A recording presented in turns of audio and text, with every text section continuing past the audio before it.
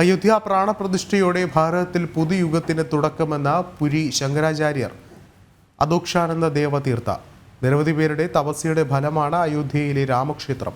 പ്രധാനമന്ത്രി നരേന്ദ്രമോദിയുടെ ഇച്ഛാശക്തിയുടെ പൂർത്തീകരണം കൂടിയാണ് പ്രാണപ്രതിഷ്ഠയെന്നും ചടങ്ങിൽ തങ്ങളെ ക്ഷണിച്ചില്ലെന്ന വാർത്തകൾ വസ്തുതാവിരുദ്ധമാണെന്നും അദ്ദേഹം തിരുവനന്തപുരത്ത് പറഞ്ഞു. ഇത് ആഘോഷിക്കാനുള്ള സമയമാണ്. അമൃതകാലമാണ് കടന്നുപോകുന്നതെന്നും നിരവധി പേരുടെ തപസ്യയുടെ ഫലമാണ് അയോധ്യയിലെ രാമക്ഷേത്രമെന്നും പുരി ശങ്കരാചാര്യർ അദോക്ഷാനന്ദ ദേവതീർത്ഥ പറഞ്ഞു. പ്രധാനമന്ത്രിയുടെ ഇച്ഛാശക്തിക്കും ദൃഢനിശ്ചയത്തിനും സ്വാമികൾ അഭിനന്ദനവും അർപ്പിച്ചു.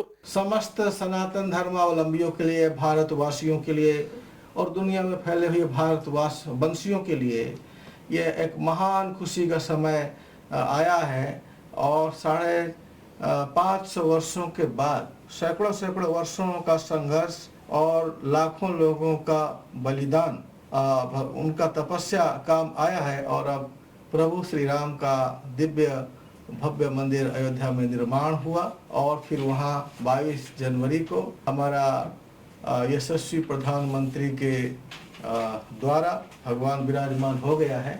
यह एक स्वर्णिम युग है, अमृत काल है, इसमें नया बहुत कुछ होना है और भगवान राम का श्री अवध में अपने भव्य मंदिर में विराजमान हो जाना. ജനങ്ങളാൽ തെരഞ്ഞെടുക്കപ്പെട്ട ഭാരതത്തിന്റെ പ്രധാനമന്ത്രി തന്നെ ചടങ്ങുകൾക്കു നേതൃത്വം നൽകിയത് വളരെ നല്ല കാര്യമാണ്.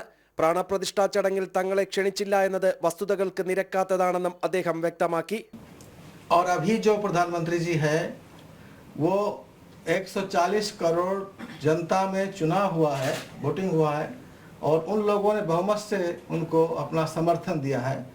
जनता जनार्दन होती है और जनता जनार्दन का चुना हुआ जो प्रतिनिधि है वो अपने आप में पूर्ण रूप सक्षम होता है और उसको सारे अधिकार होते हैं. ഉത്രാടം തിരുനാൾ മാർത്താണ്ഡവർമ്മ ഫൗണ്ടേഷന്റെ ക്ഷണപ്രകാരമാണ് സ്വാമികൾ 2 ദിവസത്തെ കേരള സന്ദർശനം നടത്തിയത്.